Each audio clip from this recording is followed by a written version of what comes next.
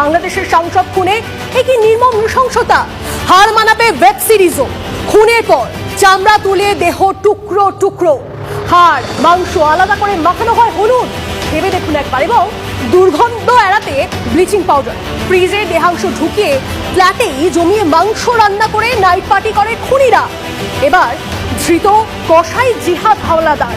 সাংসদ খুনে বাংলাদেশে গ্রেপ্তার রহস্যময়ী। মূল চক্রী আখতারুজ্জামানের বান্ধবী শিলাস্তি রহমান।